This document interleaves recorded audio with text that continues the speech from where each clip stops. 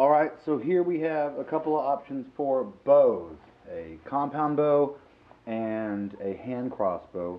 And I also laid out an assortment of some of the broadheads and tips I use for my arrows, both for the small hand crossbow and my compound bows. Now, there's definitely some pros and cons to bows, depending on the style as well.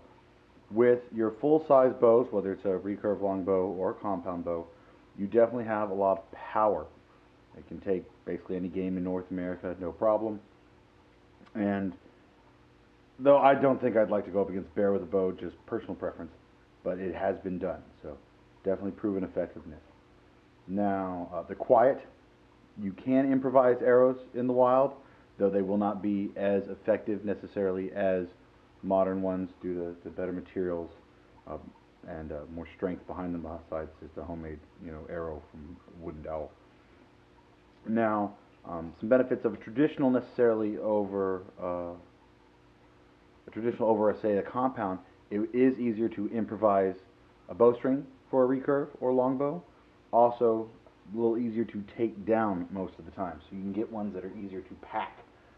That is where we go into the cons. Your full-size bows like this compound, not easy to pack. They would be better for a bug-out location or your residence or both. Not so good to just try throwing in a pack. Also, arrows are fairly large, so it's actually fairly hard to pack a lot of them. Weight's also a concern. They're not the lightest ammunition compared to, say, a pellet or a slingshot, BB or ball bearing, whatnot. Now, the hand crossbow would be lighter, easier to pack, but also less powerful. So you'd have to trade off less weight with the smaller bolt, and just not quite as strong of a limb. So therefore, definitely lower on the hunting power. Also, not going to be quite as accurate. It's going to be smaller, harder to shoot more accurately. So there are lots of options for broadheads. Everything from small game, little blunt ones, so it doesn't damage the tissue too much, to a variety of broadheads. This would be a mechanical one that spreads when it hits. So they are very, very effective. I prefer typically heavier bladed broadheads that are less likely to get damaged. I don't like the little thin ones. I'm not going to say some of the brands, but they just tend to get damaged very easily if they happen to strike a bone, which increases the cost because broadheads are not inexpensive. I try and get them all on clearance when I can because of, how easily they are damaged. Same goes for arrows. Arrows aren't cheap. Carbon arrows can run $6 to $10 a piece plus, and they can get damaged very, very easily.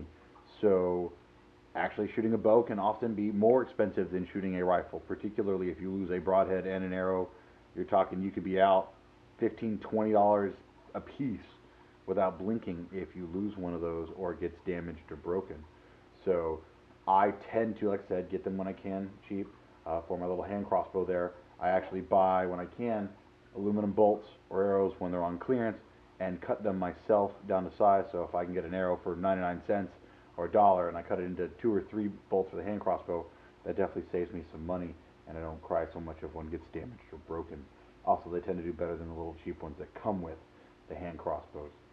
So definitely recommend having a bow or crossbow in your collection, as it were, for methods of hunting or for fun. They're just fun to shoot.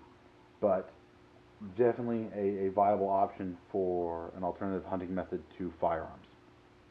We'll continue with slingshots next video.